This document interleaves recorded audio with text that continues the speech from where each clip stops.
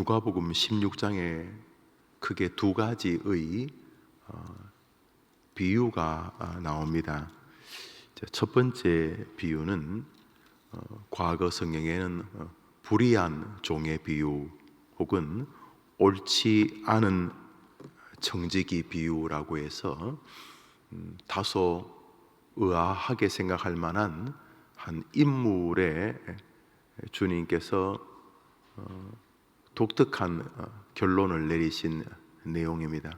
내용은 여러분이 잘 알다시피 어느 부잣집에 집사가 있었습니다. 청지기가 있었는데 이 사람이 불의한 사람입니다. 옳지 않은 사람입니다. 평소에도 주인에게 손해를 끼치는 주인이 아마 큰 부자였나 봅니다. 1, 2억, 1, 20억 정도가 없어도 큰 문제가 되지 않는 그런 거부였는데 그래도 믿을만하다 생각을 해서 이렇게 청지기를 아마 어릴 때부터 데려와서 길렀는지 또 젊을 때 채용했는지 이 불의한 이 옳지 않은 이 청지기가 이 주인의 것을 낭비하고 손해를 끼쳐서 주인이 그것을 알게 되어 이 불의한 사람을 불러서 꾸중합니다. 에이 녀석아, 너가 나한테 이러면 안 되지. 아니 뭘 부족하면 나한테 달라고 하면 내가 집도 주고 할 텐데 너 녀석 그렇게 사람이 정직하지 않느냐 이렇게 꾸중을 하십니다. 그리고 이제 돌아갑니다. 이 불의한 정직이가 가만히 생각하니까 이 잘못하면 주인이 얼마 뒤에 자기를 내어 쫓을 것 같은 생각이 듭니다.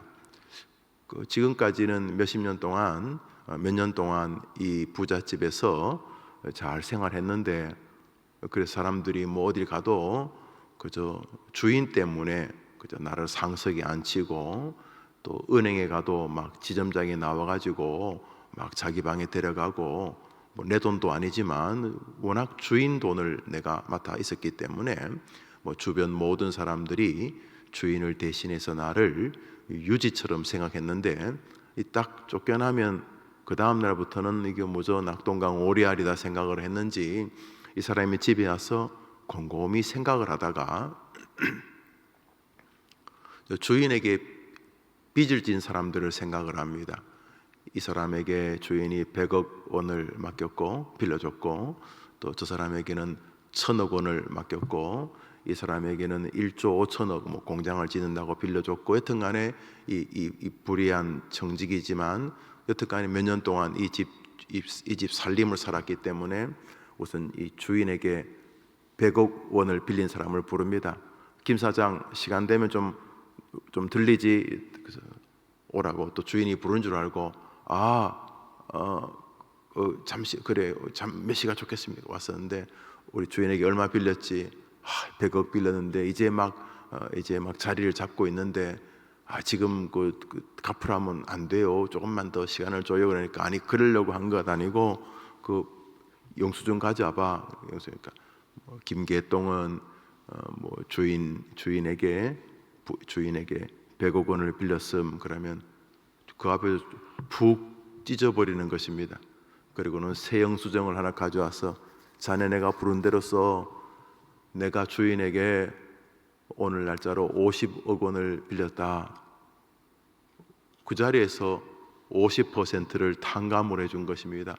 세상에 이렇게 감사한 일이 그저 주인도 주인이지만 자네 열심히 사는 거 보고 내 마음에 감동이 되어서 자네에게 하는 것이니까 내가 천년만년 이 집에 있을 것도 아니고 내가 이 집에서 나오면 자네 회사에 그저 이사 자리 하나라도 좀 챙겨줘. 아이고 말이라고 합니까? 이래서 이 주인에게 빚진 사람을 다 불러서 어떤 사람은 50%, 어떤 사람은 70% 이렇게 탕감을 해 주는 것입니다.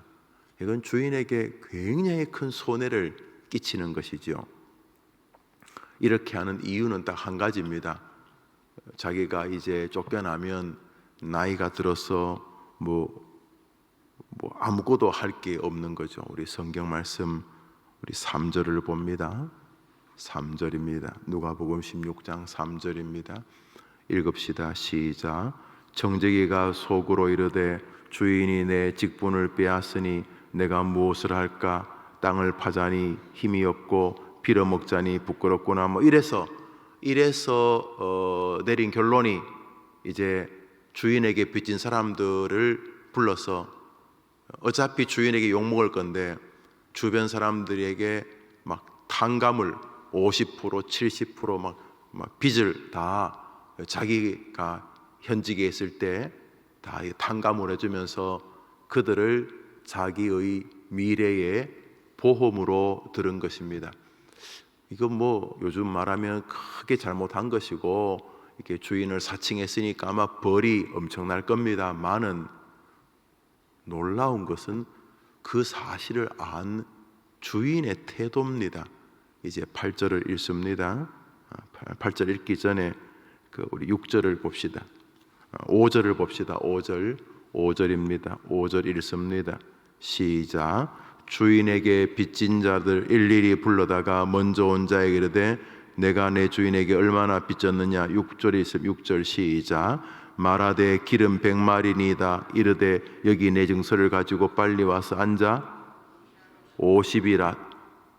100을 빌렸는데 50을 깎아줍니다. 뭐 이런 식이죠. 그럼 주인에게 손해가 된 거죠. 그럼 주인이 이제 알면은 불러가지고 이런 나쁜 놈이 있나 이럴 텐데 이제 8절입니다. 오늘 아침에 읽었던 성경 8절입니다.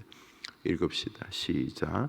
주인이 이 옳지 않은 청지기가 일을 지혜 있게 하였으므로 칭찬하였으니 이 세대의 아들들이 자기 시대에 있어서는 빛의 아들들보다 더 지혜로움이니라. 우선 8절을 가만히 보시면 주인이 이 종을 뭐라고 부르냐 하면 옳지 않은 종, 옳지 않은, 과거 성경은 불의한, 이렇게 나쁜 사람 맞습니다. 이 사람 칭찬하지 아니, 그러니까 이 사람의 됨됨이가 나쁜 인간 맞습니다. 그 성경도 불의한 사람, 옳지 않은 청지기라고 말하지 않습니까? 옳지 않은 건 맞는데 이 사람이 한 방식이, 이 사람이 한 어떤 태도를 칭찬한 것입니다. 이 사람을 칭찬하려는 게 아니라 이 사람을 예를 들어서 이 사람보다 더 지혜롭게 살아야 될 일련의 무리들을 꾸중하시는 것입니다. 이 세대의 아들들, 바로 이 잔머리 굴리는 이 불의한 사람 말입니다. 이 세대의 이 불의한 아들들, 이 사람 아들이 빛의 아들들인 우리 그리스도인들보다 더 지혜롭다라고 말함으로써 이 종은 분명히 형벌을 받을 것이고 받았을 것입니다. 그런데 주인은 이제 하나님이죠. 하나님이 이 말을, 예를 든 것은 이 사람을 칭찬하려고 하는 것이 아니라 이 사람보다 더 지혜로워야 할 이 세대의 자녀들이 아닌 빛의 자녀들, 하나님의 자녀들인 우리들이 이 불의한 청지기보다도 미래를 준비하지 않는다는 것입니다. 오늘 본문은 오직 크게 하나의 주제를 가지고 있습니다. 그것은 이제 뒤이어 나오는 부자와 나사로의 비유에서 드러나는데 둘 다 비유입니다. 첫 번째 비유는 불의한 청지기의 비유인데 이 청지기가 칭찬을 받은 것은 미래를 준비하는 태도입니다. 물론 잘못된 것입니다. 그런데 이 불의한 청지기가 미래를 준비하는 것보다 그리스도인들이 다가올 미래를 준비하지 않는다라는 이야기입니다. 이제 두 번째 비유는 이것입니다. 22절을 읽겠습니다. 22절. 먼저 19절, 20절을 먼저 읽읍시다. 19절, 20절 시작. 한 부자가 있어 자색 옷과 고운 베옷을 입고 날마다 호화롭게 즐기더라. 그런데 나사로라 이름하는 한 거지가 헌데투성이로 그의 대문 앞에 버려진 채, 이제 22절입니다. 22절. 부자와 나사로의 비유 아시죠? 이거 다 예수님이 직접 언급한 비유입니다.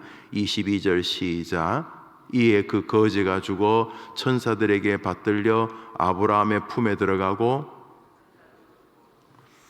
불의한 청지기가 미래를 준비했습니다. 불의한 청지기의 미래는 뭐 영원도 아니고 며칠 뒤에 몇 년 뒤에 이제 이 집에 쫓겨났을 때 벌어질 일, 자기의 인생을 위해 보험을 들은 것입니다. 이 불의한 청지기의 비유를 든 이유는 너희들은 이 불의한 청지기보다도 더 너희들에게 분명히 다가올 미래, 죽음 너머를 준비하지 않는다, 이 말씀을 하시려는 것입니다. 이제 한 어리석은 자가 등장합니다. 이 사람은 이름도 없습니다. 뭐 부자라고 하지만 굉장히 냉소적입니다. 하나님에게 부자가 어디 있겠습니까? 하나님에게는 모든 인간들이 다 천국의 쓰레기보다도 가난하겠죠. 우리가 부르는 저 황금은 들어가서 저 황금길 걸어가며, 이런 찬송이 있죠. 사람이 황금, 돈 때문에 서로 원수되고, 심지어 자식이 부모를 죽이고, 돈의 힘이 무서운데, 천국에는 이 길거리 쓰레기가 황금이라죠. 비유죠. 천국이 황금길이란 말은 그 길거리, 아스팔트, 도로, 시골 국도, 포장되지 않은 먼지 풀풀 나는 도로, 돌아다니는 돌멩이, 그 먼지 덩어리가 천국은 다 금이라는 거죠. 쓰레기가 금이. 우리 인간이 가장 귀하고 반지 만들고 목걸이 만들고 이렇게 신주 단지처럼 모시는 그런 황금이 하늘에서는 제일, 하늘의 것들이 워낙 귀하다 보니 그런 것은 쓰레기라, 이런 말이죠. 그러니까 천국에 대한 비유인데, 오늘 본문에 이 부자와 나사로가 있는데, 이 부자가 아무런 준비가 없이 죽습니다. 천국에 대한 준비가 없이. 그리고 죽습니다. 죽었을 때에 아주 슬픈 일이 그 앞에 있게 됩니다. 23절입니다. 23절 시작. 그가 음부에서 고통 중에 눈을 들어 멀리 아브라함과 그의 품에 있는 나사로를 보고, 이제 이러면서 절규하는 것입니다. 물 한 방울만 달라 그러면 절규하고, 자기 가족들 생각하고, 이 자기는 죽어서 끝이 났지만 아직 안 죽고 살아있는 자기 아들, 딸, 형제들은 정말 예수 믿고 천국 오게 나사로를 보내서 좀 전도해달라. 뒤늦게 그렇게 전도하라고 했는데, 뒤늦게 지옥 가서 이제 전도하려고 하는데 끝이 난 것입니다. 불가능하다, 이렇게 말씀을 하셨습니다. 여기 이제 아무런 준비 없이 자신의 째깍째깍 다가오는 임종을 맞이한 한 어리석은 자가 있습니다. 주님의 의도는 명백합니다. 빛의 자녀들이 다가올 미래를 조금도 준비하지 않고 오늘을 사는 것은 불의한 청지기보다, 성경은 이미 그를 옳지 않은, 불의한이라고 말하니까 그를 칭찬하는 것이라고 볼 수 없습니다. 비유죠. 에이 쓰레기만도 못한 놈아, 이렇게 말하면서 쓰레기를 칭찬하는 거 아니잖아요. 예라이 벌레 같은 놈아, 에이 이 예라이 이 지렁이 같은 놈아 할 때 엄청나게 지렁이를 칭찬하는 말이 아니잖아요. 오늘 비유는 극대화하는 비유입니다. 이런 인간 말종보다도 못한 교회 집사들아, 이런 말입니다. 에라이 인간 말종보다도 못한 이 목사들아, 이런 말입니다. 왜?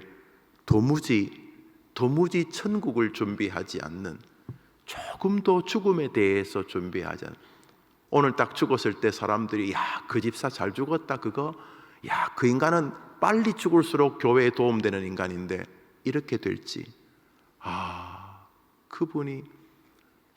그분 때문에 우리 가족이 있는 것인데, 그분의 자비로움과 그분의 은혜로 인해서 우리가 있는 것인데, 참 그분 때문에 목회가 너무 은혜로웠지. 내 목회 절반은 오늘 돌아가신 이 권사님 때문이야. 바울이 베베를 기억하듯이, 브루스길라 아굴라를 기억하듯이,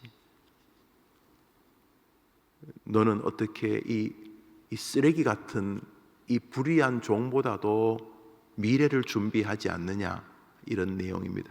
이것은 단순히 죽음만이 아닙니다. 구하라 그리하면 주실 것이오라고, 주님은 기도하면 응답하시겠다는 미래를 약속하셨는데 기도 안 합니다. 구하면 주시겠다고 말씀하셨는데 그러면 지혜로운 사람이라면 미래를 준비하겠죠. 오늘 내가 기도해야 되겠다. 내일 하나님이 응답하시겠다고 했으니까. 그런데 지혜가 부족합니다. 그것은 게으름도 아니고 나태함도 아니고 먼저 어리석은 것이다. 이렇게 성경은 그래서 이 불의한, 이 악한 종보다도 전혀 미래를 준비하지 않는, 주님께서 형제를 보고 나가라, 그저 얕은 욕입니다. 아주 험악한 욕이 있잖아요. 육실을 하여튼 엄청나게 센 욕이 있는데 그 욕 말고 그냥 가볍게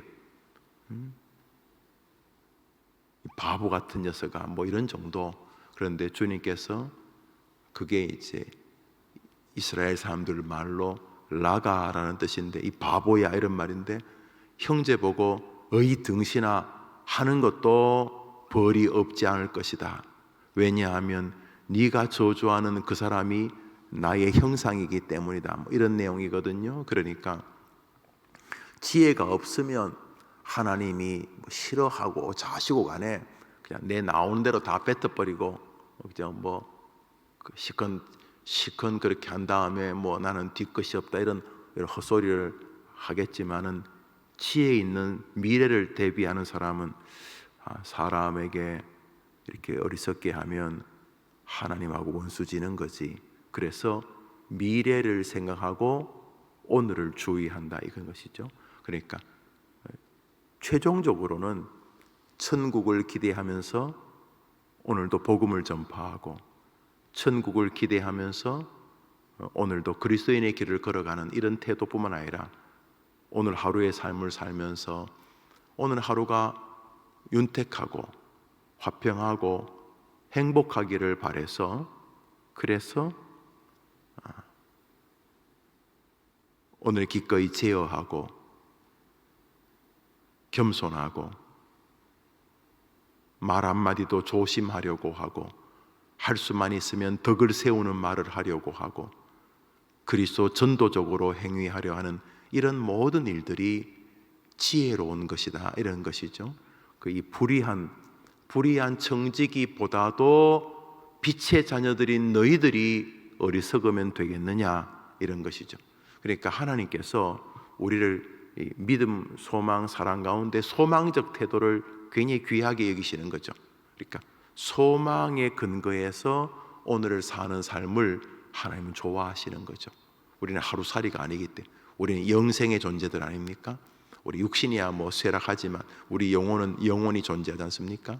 그러니까 늘 소망의 하나님을 바라보면서 그 소망 때문에 오늘을 제어하고 오늘을 소망하고 오늘 다시 일어서고 오늘 다시 그 사람에게 믿음의 손을 내미는 이런 모든 행위들이 이 불의한 청지기, 그 자신의 미래를 준비하기 위해서 막 남의 것을 가지고 막 탕감하고 다니는 것은 분명히 주인 입장에서는 불의한데, 이 주인이 말하기를 참 빛의 자녀들보다도 이 잔머리 굴리는 이 시대 사람이 더 지혜롭다는 것 아니냐, 이 말은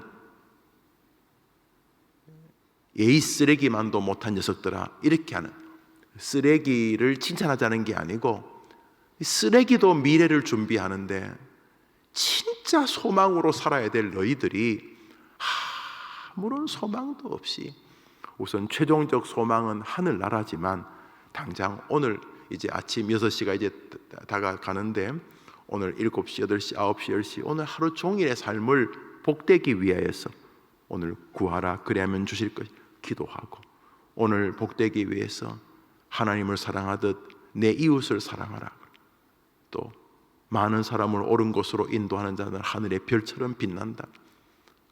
하나님 앞에서 내가 참 별처럼 빛나는 내 심령의 상태가 되고 내 육신과 내 삶이 되기를 바라서 오늘도 많은 사람을 옳은 길, 진리의 길, 예수 그리스도의 길로 인도하려고 하는 이런 모든 자세들 자체가 바로 지혜로운 삶이다 이런 것이죠. 그러니까 소망의 삶이 지혜롭다 이런 것이죠. 그런데 어리석은 이 부자는 전혀 미래를 준비하지 않았습니다. 진짜 참 미래이신 영원한 나라 천국을 준비하지 않았습니다. 그는 영원한 미래를 지옥에 떨어져서야 준비하려고 합니다. 지옥에 떨어져서야. 그러나 지옥에 떨어졌을 때 더 이상 기회는 없었습니다. 그는 그제서야 자기는 이제 희망이 없으니까 정말 지혜롭게 자신의 자녀들을, 자신의 형제들을 자기처럼 지옥에 오지 않게 하려고 막 준비합니다. 그래서 말합니다. 오 하나님이여, 오 아브라함이여, 제발 당신 품에 있는 나사로를 보내가지고, 우리 식구들 다 나사로 압니다. 아침 저녁 나사로 놀려먹는 재미로 살았으니까 나사로를 보내가지고 제발 예수를 믿고 천국에 가야 된다고, 진짜 미래를 준비하도록 도와달라고 그렇게 말하자 우리 하나님께서 끝, 너에게 기회가 끝났다. 이렇게 우리가 이 땅에서만 할 수 있는 게 몇 가지 있습니다. 기도, 천국의 기도 같은 거 없습니다. 예수님께서 우리를 위해 중보 기도하신다고 하시는데 그것은 주님의 사역이고, 우리는 천국에서 오직 하나님을 경배하는 것만이 있다고 합니다. 기도 자체가 무언가 부족함의 상징인데 천국에는 부족함이 없기 때문입니다. 두 번째로 전도, 천국에 전도 없습니다. 천국에서 누굴 전도하겠습니까? 지옥에 있는 사람도 불가능하고, 천국에는 다 예수 그리스도 안에서 영생을 얻은 사람. 전도는 이 땅에서밖에 못하는 거예요. 그러니까 이 땅에서밖에 못하는 것들은 꽤 가치 있는 것입니다. 이 땅에서. 이 어리석은 부자가 지옥에 갔어야 미래를 준비하려고 했지만 끝이 났습니다. 오늘 하루를 살 때도 여러분, 오늘 하루가 행복하기를 바라면, 오늘 지금이 5시 50 몇 분이니까 아직 6시가 안 됐잖아요. 이제 6시가 행복하기를 바라시면 7시가, 8시가, 9시가, 10시가, 오늘 오후 2시가, 오늘 밤 11시가 행복하기를, 미래잖아요. 행복하기를 바라요. 오늘 믿음의 지혜를 발휘해야 하는 것입니다. 오늘 주님을 사랑하고, 오늘 주님의 마음이 있는 사람들에게 긍휼을 베풀고, 오늘 주님을 위하여 경배하고 기도하고 찬양하고 의지하고, 그래서 오늘 지혜를 발휘해야 하는 것입니다. 이것이 가장 아름다운 것은 천국에 대한 소망입니다. 천국에 대한 소망이 오늘을 이기게 하고 다시 일어서게 하고, 어차피 사라질 몸뚱아리 뭐 그래 아낄 필요가 있겠나, 주를 위해서 좀 더 헌신해야 되겠다, 이렇게 천국을 바라보게 되는 것입니다. 오늘 이 불의하고 어리석은 사람들과 구별되게 미래를 준비하는 한 인물이 등장합니다. 오늘자 날조 출애굽기 13장입니다. 오늘자 날조 출애굽기 13장입니다.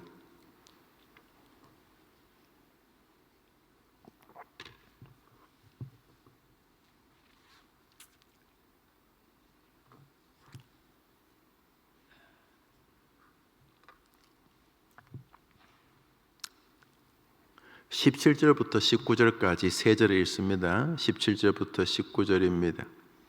읽읍시다. 시작. 바로가 백성을 보낸 후에 블레셋 사람의 땅의 길은 가까울지라도 하나님이 그들을 그 길로 인도하지 아니하셨으니, 이는 하나님 말씀하시기를 이 백성이 전쟁을 하게 되면 마음을 돌이켜 애굽으로 돌아갈까 하였음이라. 그러므로 하나님이 홍해 광야길로 돌려 백성을 인도하심에 이스라엘 자손이 애굽 땅에서 대열을 지어 나올 때에 모세가 요셉의 유고를 가졌으니, 이는 요셉이 이스라엘 자손으로 단단히 맹세하게 하여 이르기를 하나님이 반드시 너희를 찾아오시리니 너희는 내 유고를 여기서 가지고 나가라. 여러분, 이 굉장히 독특한 장면입니다. 그 정신 없는데 지금 뭐 나일강이 피로 변하고 뭐 온 세상 마지막에는 애굽의 모든 장자가 죽었으니 여러분이 섬찟합니다. 거의 집에 장자들이 있죠. 할아버지가 장자시고 아버지가 장자고 우리 맏아들 있고, 이런 게 뭐 짐승들도 다 처새끼는 죽었지만 애굽의 임금부터 시작해서 신하, 국무총리, 집집마다 모든 집이 장례식장이 되었습니다. 모든 집이 다 장례가 났습니다. 그 집의 장자들은 다 죽이셨기 때문입니다. 그러니까 그때 분위기 정말 썰렁합니다.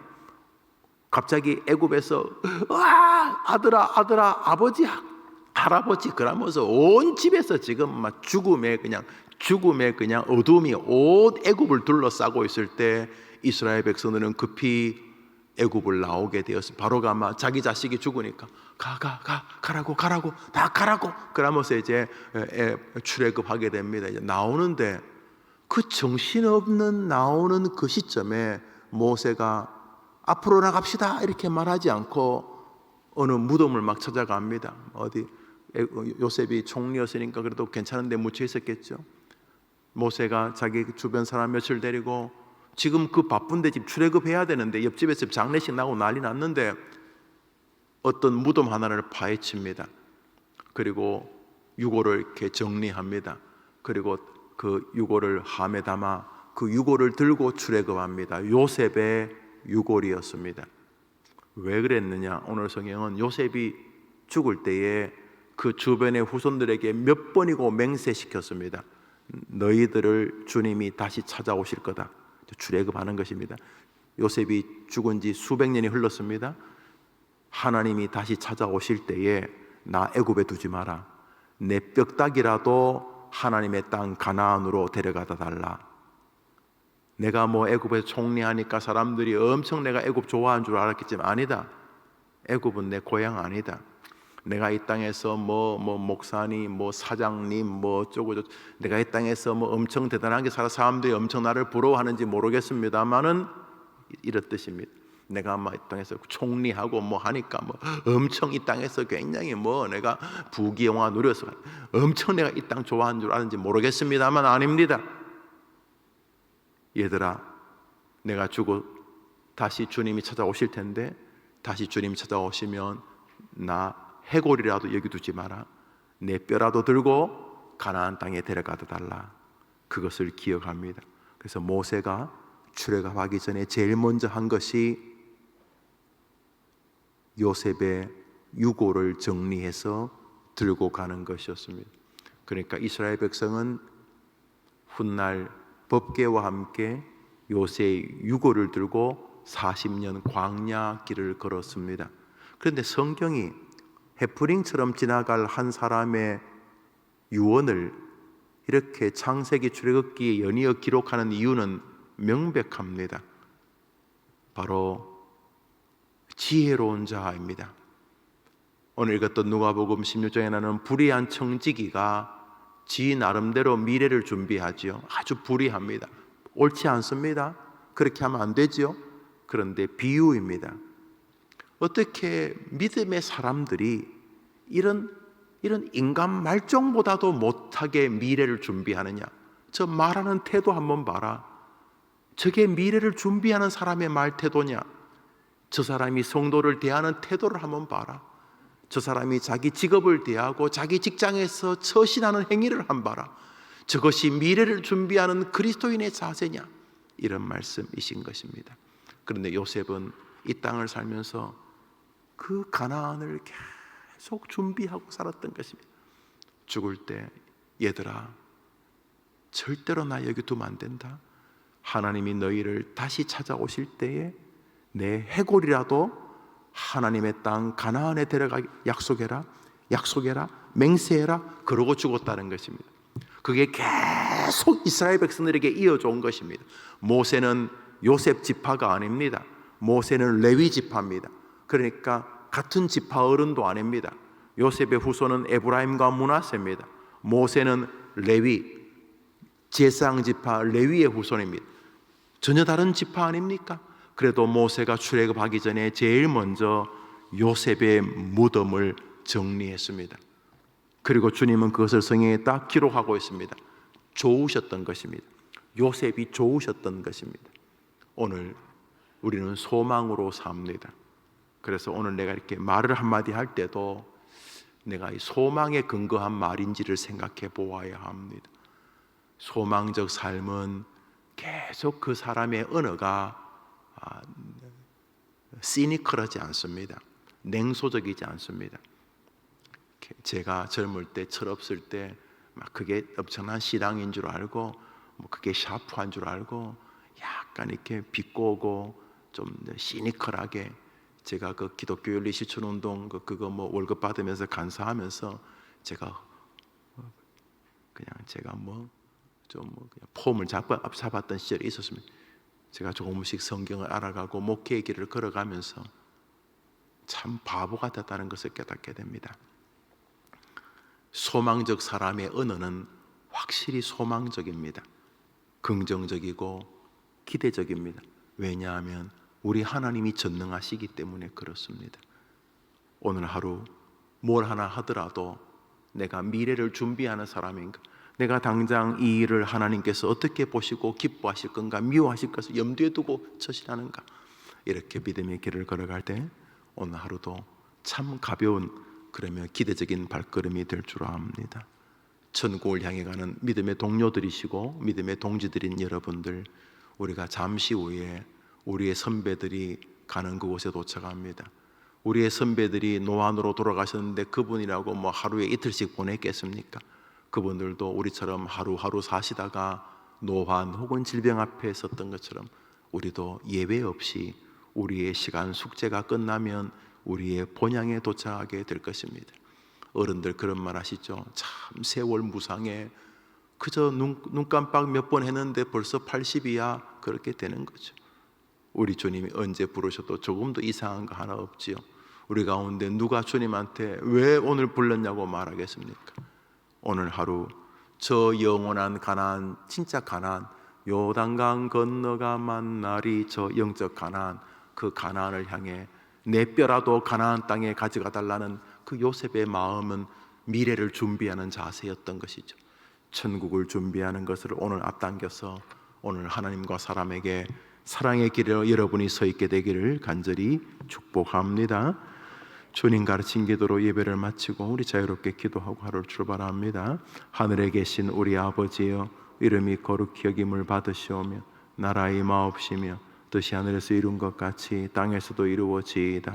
오늘날 우리에게 일용할 양식을 주옵시고 우리가 우리에게 죄 지은 자를 사하여 준 것 같이 우리 죄를 사하여 주옵시고 우리를 시험에 들게 하지 마옵시고 다만 악에서 구하옵소서. 대개 나라와 권세와 영광이 아버지께 영원히 있사옵나이다. 아멘. 기도합시다.